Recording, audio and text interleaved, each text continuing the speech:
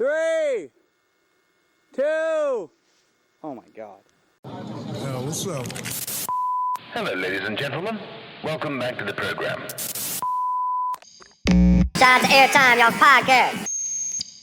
Yes, sir. We're recording. All right, Rob, let's do this. Hey guys, welcome back to Airtime TV. I'm Rob Lemay, sitting next here to, you know this guy, Mr. Jody Wachniak. Yes, that's me. How you doing, Rob? I'm really good. Yeah, thank you. How are you? Good. We're at Natural Selection 2025. Yeah. Year 5. Staying at the Sutton Hotel right at the base of the mountain. Thank you, Laura Meggs and the Revelstoke Mountain Resort crew. This is the best hospitality.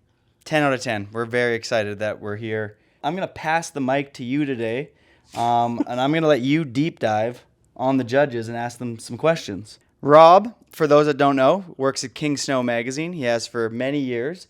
And before that, Rob was a filmmaker behind all the original Dope movies, correct? That's correct, yeah. Yeah. So Rob knows what he's doing. Rob, you got some questions for me? Yeah, Jody, I mean, was there nobody else that you could have asked to do this? I couldn't find anybody else, so we got Rob Lemay in the hot seat today. What year did you start snowboarding? I started snowboarding in the year 1998. I was 10.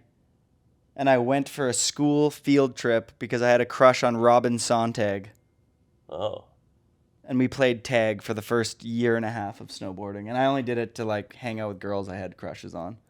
And then Jake Kuzik was really into skateboarding, and so was I at the time. And Jake's like, you could try and hit these upside down telephone poles with me. And then I got into it because I was like, whoa, snowboarding is epic. I grew up in a farm town. And it was very cold in Winnipeg, so I wanted to find something to do with all of my free time.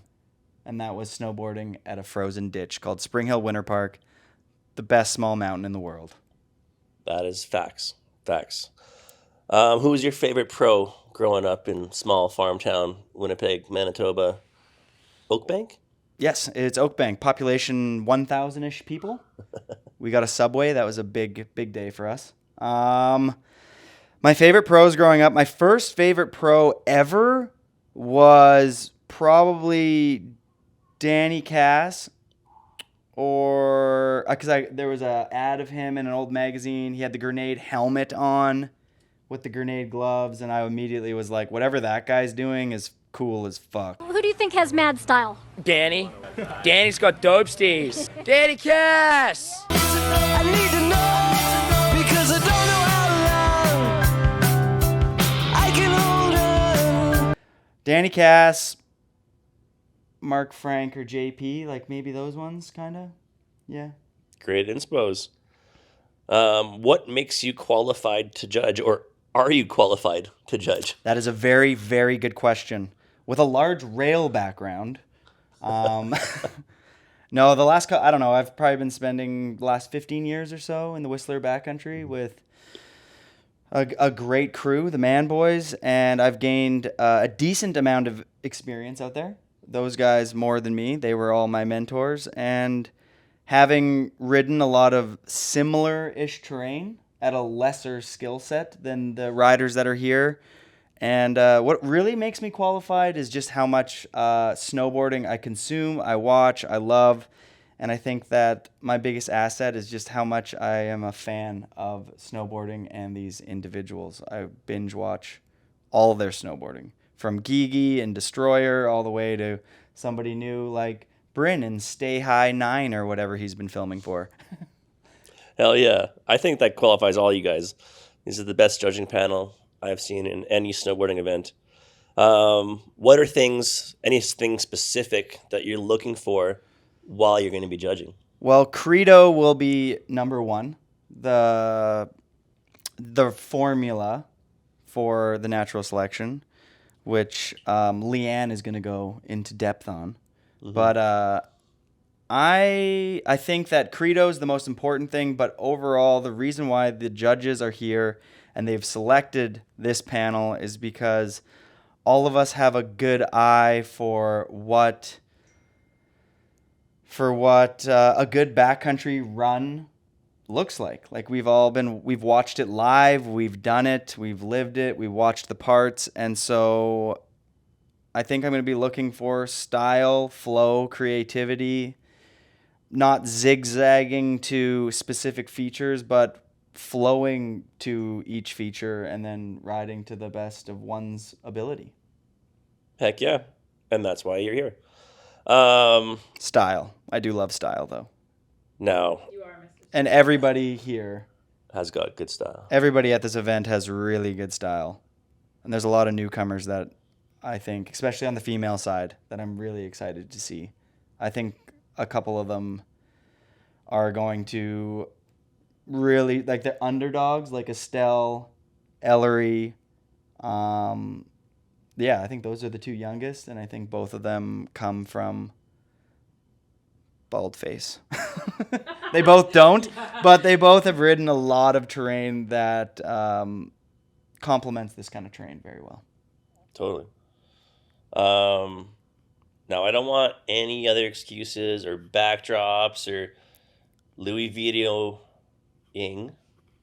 I just want 2 names, winners for men and women. Who are you picking? You're betting $100.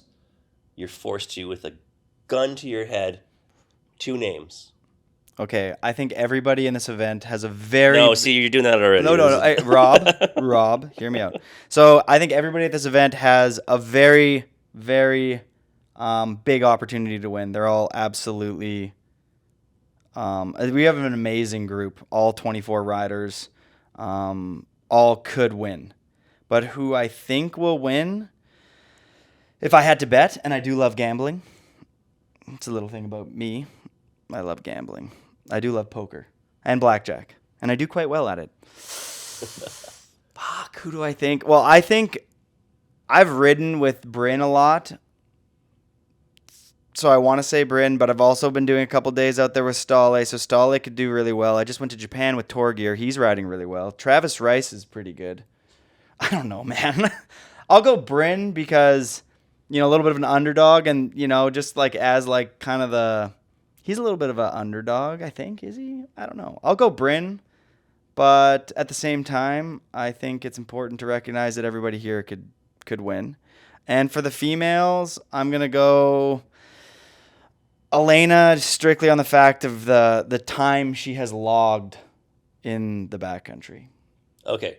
Bryn and Elena. That's all we need. That's all we needed. Everybody could do very well, though. And I'm a huge fan of everybody. Thank you. Who's your dark horse? I'll go Estelle on the female side. I did a couple laps early season with her at Baldface, and I think she doesn't even realize how good she is. I think she has so much fun with it, and she doesn't take it serious that everyone who's riding with her is like, it's just Estelle. She's just having fun. But if you watch her, you're like, whoa, you have a lot of really good fundamentals. And riding at Baldface with people like Jamie Lynn will do that. On the male side, dark horse. Oof. I mean, not really a dark horse, but I don't feel like enough people are betting on him. I'll go Austin Sweeten. I think he's got a lot of energy in the bag, and I think people aren't bringing up his name enough, and I think he's like, I'm here to play. Or one of the Norwegians, or anybody else. Or Gigi from Destroyer and Happy Hour. I think Austin's kind of got that Energizer Bunny national selection kind of mascot vibe almost. Yeah, I mean, Austin just brings that to snowboarding. Going and going and going. Okay, last question for you. Then you're out of the hot seat. You can go on and do other things for your day. What rider in their prime, as far back as you want, would win today? I think on the female side, in their prime, Jamie Anderson, 100% the GOAT, like to me, Jamie. Her freestyle ability mixed with, she's just Jamie Anderson. She's special. On the male side, without a doubt, 100,000% John Jackson. I stand by that. Those are the right answers. Did you just see the shot that he just did? Yeah, everybody saw on Instagram. Oh, insane. John Jay's been in. Why isn't he here? Because we just want to give everybody else a chance, you know? John Jay's going to come one year and be like, yeah, it's just too easy for me. And yeah, I think everyone's going to do really well. I'm stoked to be here. Rob, thank you for taking over my position. And yeah, stoked. Hyped to be here. Thanks to Leanne for filming us. She's just... Oh, we're out here trying our best here at Airtime TV. Hopefully you enjoyed this segment. Yeah, look at Leanne just having fun back there.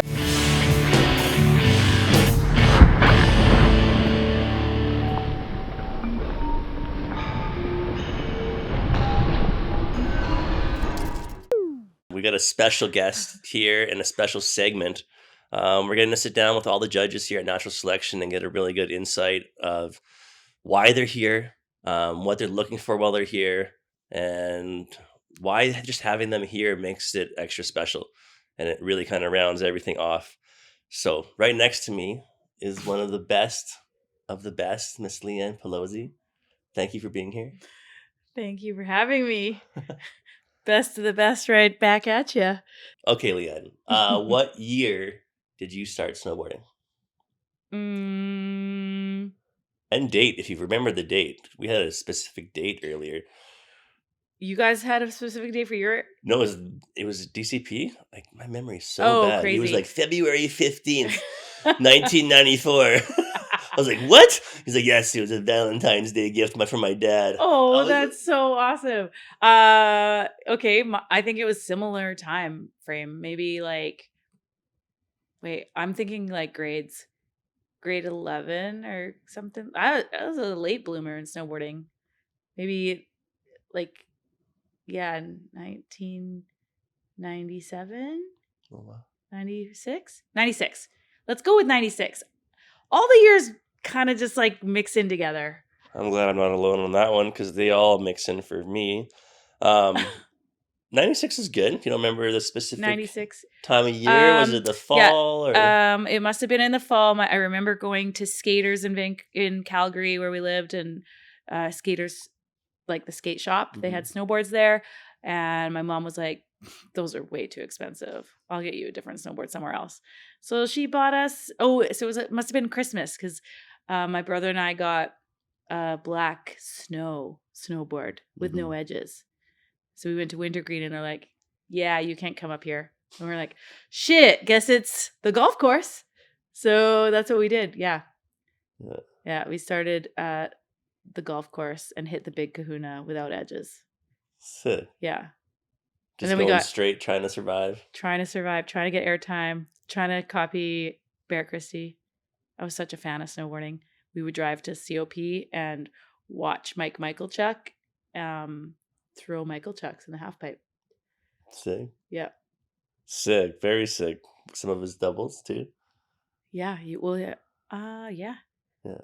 just he was always there with his headphones in, and he would just hike the pipe and try tricks over and over again. It was pretty rad to see that. What a legend. I think you might have named her, but who was your favorite pro growing up? I loved watching Barrett Christie and Tara Dakitis. Tara and Jana. Yeah. I think it was between Tara and Victoria, my first crushes in snowboarding. Of course. Who doesn't have a crush on Victoria still? Totally. Okay, what brings you here to judge? What kind of qualifies you to judge? How do you feel judging? Nothing qualifies me to judge. Maybe other than my friends think I'm judgy. Liam just asked me if I would be interested in judge. He said they wanted to get some female perspective, and I thought it would be a pretty cool opportunity to try something I've never tried before. So it was pretty humbling joining your guys' boss ass crew of judges. Damn, I've got a lot to learn. Well, we were kind of saying, I think the only one in there that's really had any kind of training was Chad. Yeah. Like official judging training, but everybody's combined years in snowboarding and contributions and like that, I think qualifies you. Even everybody's like, if you film video parts for years, like you have too, like you get specific on how you want things to look.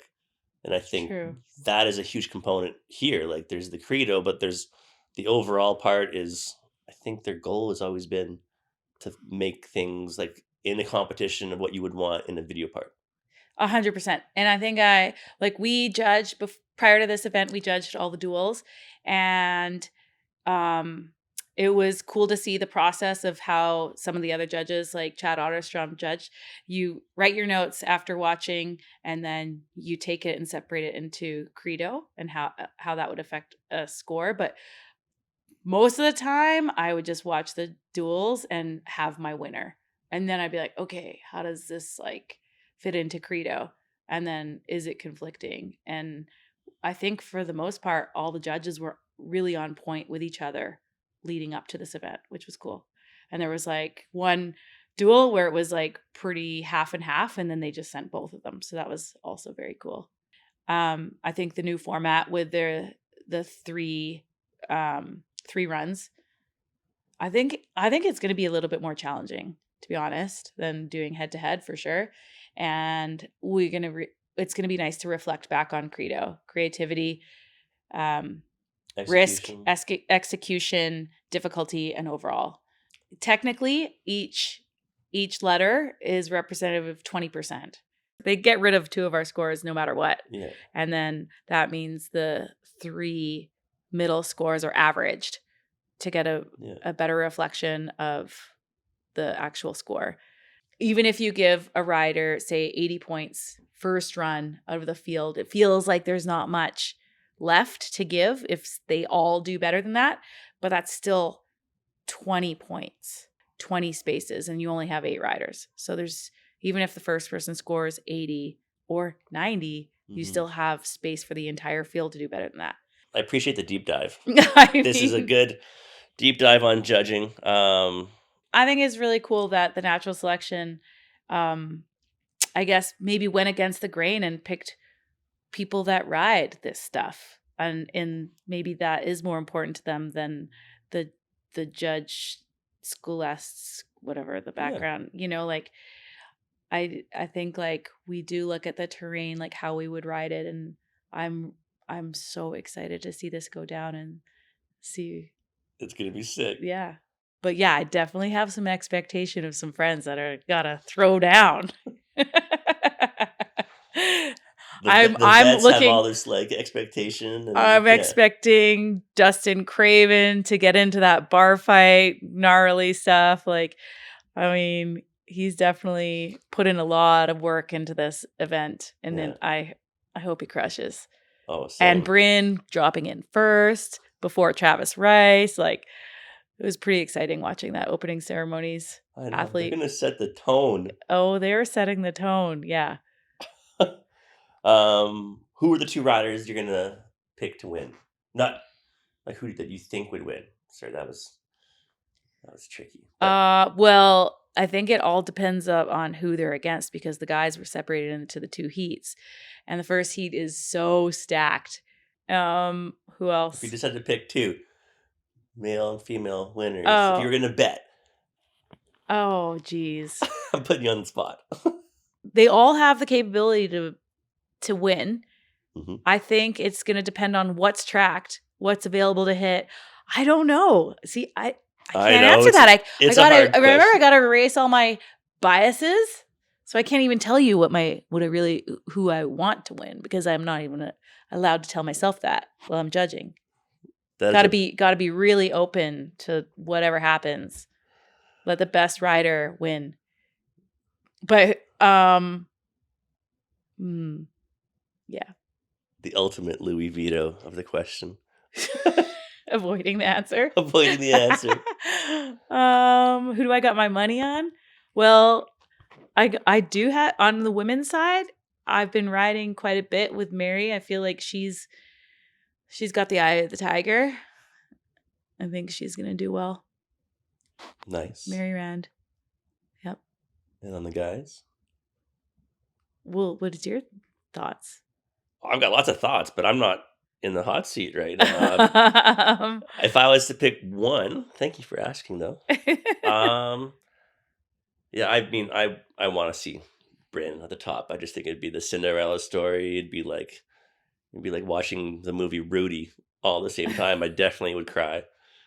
But I think if I had to pick one person again, I don't want to sidetrack myself. I think Dustin wants to do it here for the home crowd. I think Big Air Jared really wants one. He's on fire right now too. Yeah. I could see him totally crushing. I could almost pick like a podium. I could see like BMO and Bryn up there, and then with a vet, like you can't count Travis out either. No. He doesn't know not wanting. He's got the most like motivation and just yeah. Yeah, it's gonna be sick watching him. But also, I saw BMO in the backcountry recently, and he was ripping, and he's got good energy, and yeah, that's gonna be about that too. All those riders that are just like really pumped to be here, and nothing to lose, everything to gain. I think we're gonna see some serious action from like the rookies that are on tour, and they're not even rookies, but they're just like their first time here in this space. But do I think riding the course in previous years has an advantage? Hell yeah. That's where we see like Dustin get into some stuff. He built the course. I kind of feel how hard that question is now, but I'm going to go with Estelle and Bryn. Nice. Double rookies, Canadian sweep. That would be amazing. I feel good just making go that Canada, choice. Go. Who's your dark horse? I think Estelle is a bit of a dark horse coming into the natural selection, unplanned. She's pretty happy-go-lucky. I feel like she's just gonna have fun and have good vibes and nail her runs. Yeah, like who else grows up riding Baldface? Like I know. Every time it sucks and whistles, she's like, "I'm just gonna go home." I'm like, "You mean Baldface?" Yeah, red powder. There's filmers there. Last question, but thank you again for coming in here. This has been amazing.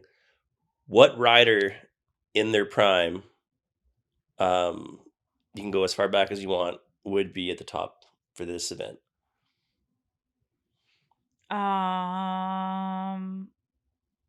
That's such a hard question. So many people could nail this. Girl or guy? Whatever you think. One of each. I'm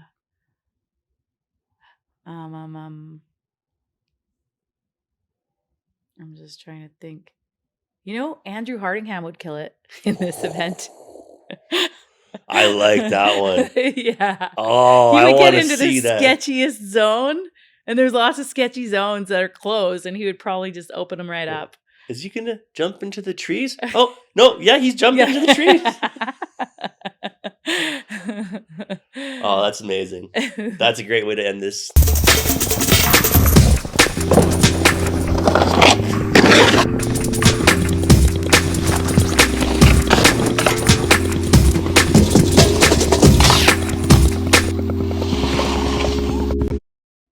Tune in. All right, time to get serious. I'm sitting next here to Chad Otterstrom. Big fan. I think I remember my first clips just from watching you in the Resistance. Am I right? Resistance? Revival. Resistance was a forum. That would have been video gangs. Did you not have? Yeah. No. I was just thinking like in the friend section. But that was DCP's clips. That was this guy, Switchback 9. My head's just a big mess. I've hit my head a couple times. What year did you start snowboarding? I believe 1986 is when I started snowboarding. Holy shit. Coming up on what? That'd be 40 years here, wouldn't it? Yeah, next year. Yeah. That's amazing. I got issues. You got issues. Yeah. You got an addiction. Yeah. Who's your favorite pro growing up? My favorite pro would have been, the first one was Craig Kelly, when the muster board came out, and like Jeff Brushy when the movie Burt and Chill came out. But then it morphed into Peter Line.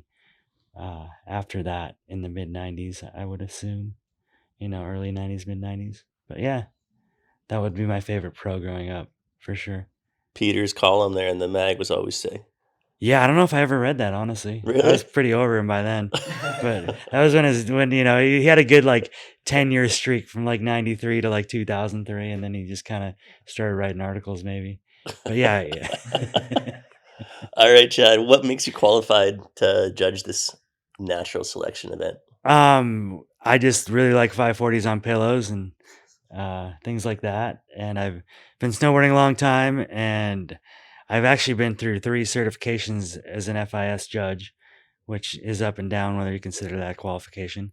I've just been snowboarding a lot, and like all of us, we can all pretty much ride this course. Where another contest, like I was saying earlier, at a half pipe contest, we're not doing 1440 double corks, but for the most part, we could attempt all the tricks that these guys are doing in the contest.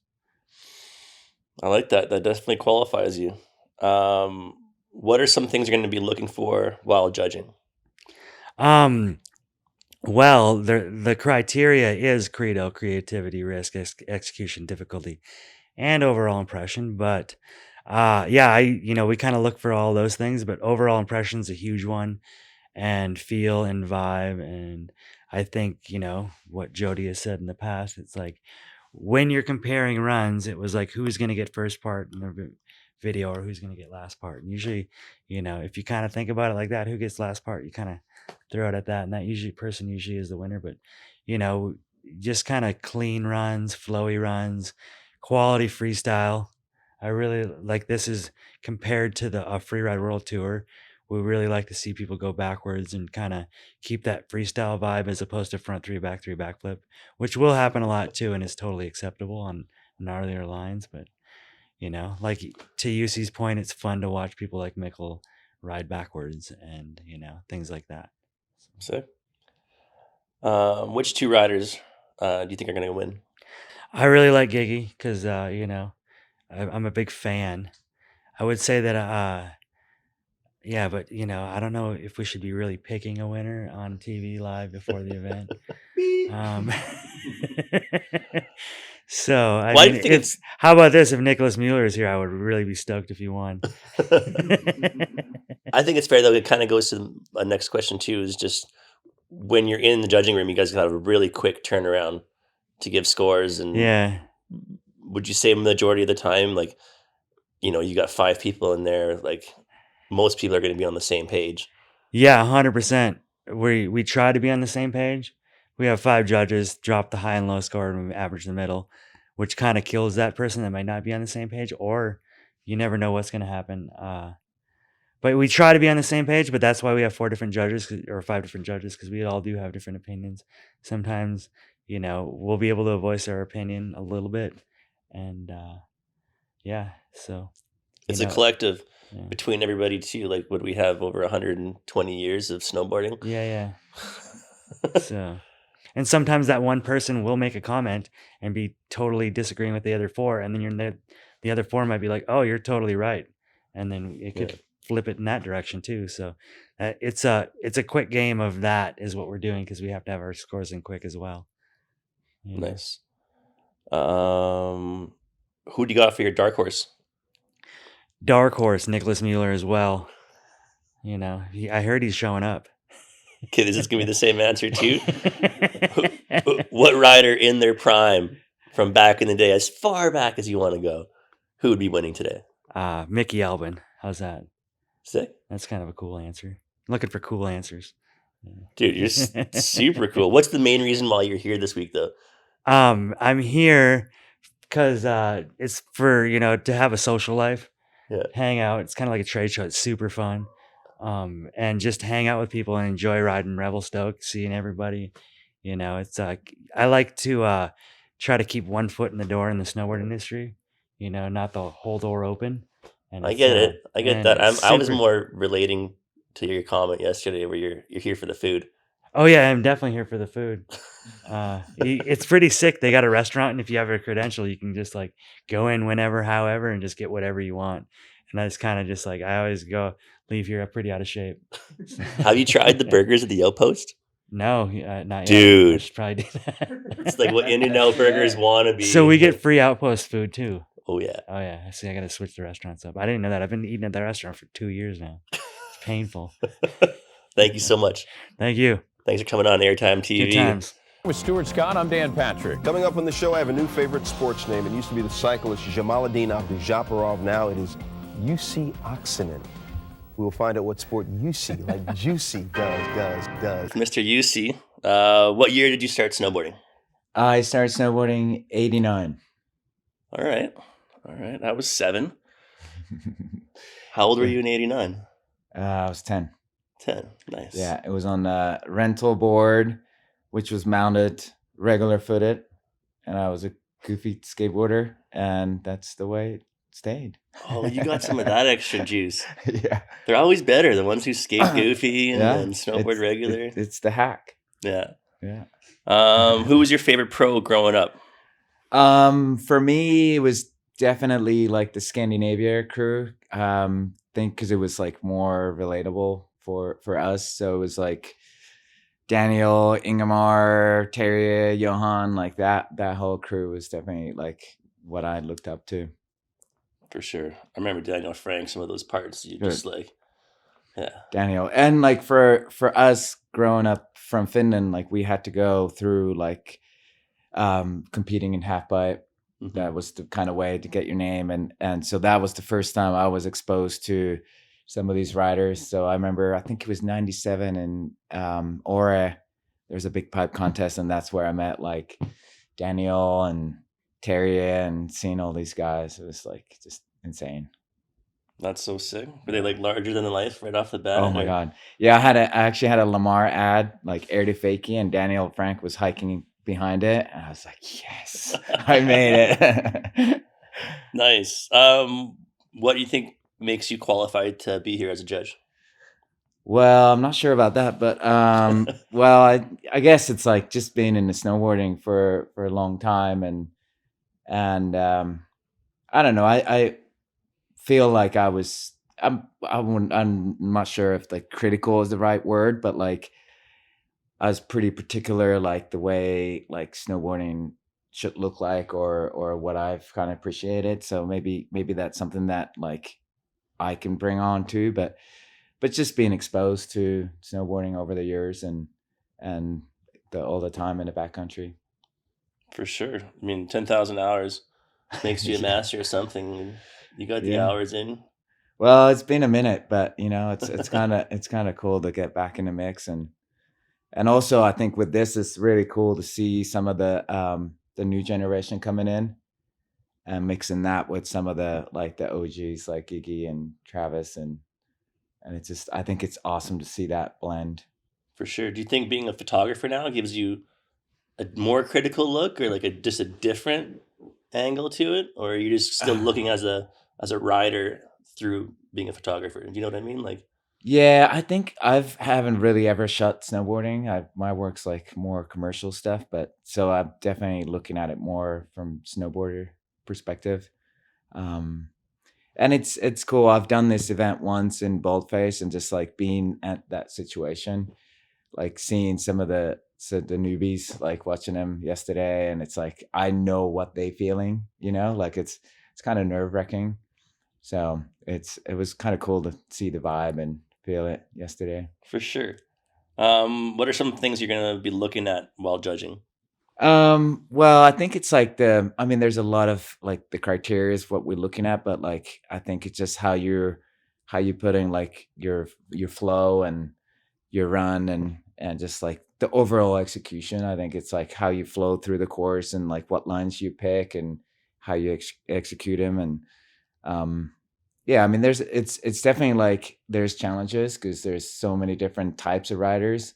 So sometimes you're comparing like more technical run versus like somebody who might just go huge, and you know, but I think we're fairly qualified to hopefully make right choices. Well, I couldn't argue with that. I like, just personally curious, do you think attacking it, like trying to get as many points going down the run like in a video game versus just flowing down and kind of something more you would want in your video part is being more important? I'm kind of hearing like the video part. Yeah, I think so. I mean, it's like, well, I actually just watched the last year's recap, and so it is like somebody might do a bunch of tricks, but then you got to look at it. What kind of tricks are those? But then also like you see some of the guys like Mikkel, like doing like back 5 to riding switch, like doing that in a course like this, it's super difficult. So like some of that I would definitely value more, because it's like I would never see myself do that, you know. But then at the same time, there's guys like, you know, Travis, who's just sending it, you know, like Dustin, what he did last year, like he just went huge. So it's like that's the thing. It's just, you know, you got to look case by case. I like it. You're saying all the right things. Which two riders do you think will win? Just cut and dry. You don't have to have any reason. Just top two riders. If you have I think like we rode with Gigi yesterday, and I think he's coming as a wild card, and I think he's a wild card. Like you never know what that kid's gonna bust. And just riding with him in the trees yesterday, he's like a little freaking 12-year-old like Duracell dude, just flying off everything. So definitely looking forward to that. There's some of these younger guys too. It'd be rad to see them, you know, like watching the duels, like Sevi and some of these guys, like they definitely rip. So it'd be nice to see like the mix in the podium, some new school, vets, old school, some rookies, yeah, side by side. Who you got as your dark horse? Dark horse, I don't know, man.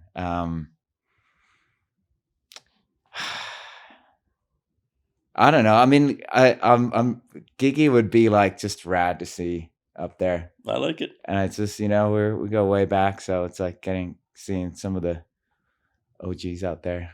Okay, last question. What rider in their prime, you can go as far back as you want, would win the event today? Oh, that's a tough one. Well, I think Nicholas Miller. It would be hard to beat. That's the right answer. All right. Amazing. Thank you very much. Thank you. I'm here with David Carrier-Pocheron. That's right. Did I say it right? You did. I speak French a little bit. Monsieur Percheron or Monsieur David, what do you prefer? DCP. David. Bon, whatever. David, c'est bon. Whatever feels good. What year did you start snowboarding? I started snowboarding in 1991. Nice. When I was 10. February 15th. Shut up. You remember the day? The day after Valentine's Day. Because my dad gave me a snowboard on Valentine's Day. Oh! Yeah. That's the best. That was the story. Yeah, you don't get any better Valentine's Day gift than that. Never looked back. Your one true love. Never looked back. Who was your favorite pro growing up? For me, I would say my favorite pros growing up, there was a few, but it would have been Terry Hawkinson and Daniel Frank as well. Just because, like, I don't know, just their style, and they were different riders style-wise, but they were both like very inspiring to me, for sure. And then I got to meet them early on, and I was very inspired, like, to see them ride in person, and then like be like, whoa, okay, yeah, those guys. The whole riding in person thing really hits home when you see somebody riding the resort, and yeah, like, okay, that's why he's able to do all that. Yeah, so I would say those two. And, you know, I would say also like the whole, like, you know, Peter Line, even Chad Otterstrom, or like I was looking up to all the MacDog dudes. Devin Wash, being from Canada, like, oh, yeah. Like Devin always like definitely like was a big somebody that was like, yeah, like this is the man, like Devin, like in those jumps in Oregon and like in those MacDog movies, I was like, damn, I want to look like that. 5 was all just like, oh, so good. What makes you qualified to be a judge? Why do you think you were asked to come judge this year? Well, I think maybe the history I've had with natural selection, competing 3 times with them and almost a 4th time. That maybe also been riding a lot of powder and that style of riding. You know, backcountry freestyle, free riding, and fall line boarding. Maybe that's what they saw in me, and very honored actually that they asked me. I was very very, very stoked that it was like, yeah, I'll definitely come for that. Not only because that gives me a chance to like look at the new generation and see what they're up to, but also being here with all the old friends. And like you see, I haven't seen him in like 10 years or something, like in Gigi and like, so yeah, just very, very stoked. Maybe they probably just saw that like the history behind, you know, the longevity of shredding. I don't know. I think we have a theme going here. What are some things that you personally are going to be looking for? We kind of heard the CREDO and the overall, maybe just more on a personal note, like what are you hoping to see? Well, first of all, I'd like to say like I'm feeling a little pressure to you know, to judge right, to be fair to everyone, and so I'm gonna definitely be taking that very seriously. I'm very glad to be in the boat of judges with Chad and Jody that I've been doing that before as well and learning. And what I'm gonna be looking for is, I mean, besides the CREDO, like what we have lined up, you know, but I feel like definitely for me, like style is going to be huge and creativity. Like if you're going to be grabbing your board, you might as well tweak it and make it good. If you're just touching your board, I don't know if it counts as a grab. I don't know. We'll see. But flow, style, I mean, creativity, all of that comes into play in the overall impression. But all of those guys and girls are just so badass. So it's going to be very cool. And that's why he's here judging. Which two riders are going to win? They could all win. You know, I don't think I can pick one. But you got to. At this point, I got to. Yeah, you can't Louis video us on this one. Okay. Well, who's going to win? Who's going to win? Who's going to win? I don't know. I mean, I could see like... Just for fun, if you were going to be betting, I could see Blake doing really good as coming in as a rookie, and just his approach as a free, you know, just like talking to him yesterday, looking at the stuff, like I could feel his confidence. You know what I mean? Oh yeah. So guy like that is kind of like, could be, I don't know, I could see like Dustin just go crazy, also knowing a little bit of like, I mean, standing there in the summer, like scoping the landings and things like that's, I could see that. I mean, I could see everybody have a shot at it, truly. Like it's a very big range of talent, and yeah. All right, we got a name out of him. BMO for the win. You got a dark horse? Dark horse. Yeah, man. I think if they let Chad go down that thing, he might take it. Let's go. Let's go. Extra wild card. We all want to see it. Come on, we got to see a judge's run bonus. We can all. And Chad's gonna split board up, split board. And then we get media on course to go film it properly, get really in there, not worry about like that's in my head. It's happening. Maybe the fourth eat, you know, is the judges eat. Okay, it's gonna get eated up. They're gonna be hiring us as judges. Yeah. And you got to ride. But then the riders gets to judge the judges. Yeah. We're saving the Rivian for the judges. What rider in the prime? Last question. And you can go as far back as you want, or even currently. Who in their prime? Like, it could be one of the rookies, and they're not in their prime yet. They got 5-10 years. Who's the big king of natural selection? Wow. Yeah, I was, you know what? In my mind, I was just like TB5. Johan's going to point it from the top all the way down and just skip over everything. Watched that clip this morning again, and I'm like, Jesus, that would blow up today. Like it's the most timeless. Like, if you had one clip for snowboarding, I think that's the clip. Yeah, Johan. I mean, in his prime, man, you know what? I can't not. I think that Terrier will just kill everybody. I mean, is there an AI program that can like put all that together?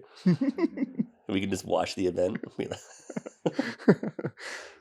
Right. Gentlemen, thank you very much. All of us here at Airtime TV really appreciate your time. Appreciate all the time you've put into snowboarding and all the time and effort. You guys have made snowboarding just so fucking rad. So Well, thank you. Thank you so much. We appreciate it. Thank you. And that's Let's go snowboard. it for us. We'll see you next week on Airtime TV.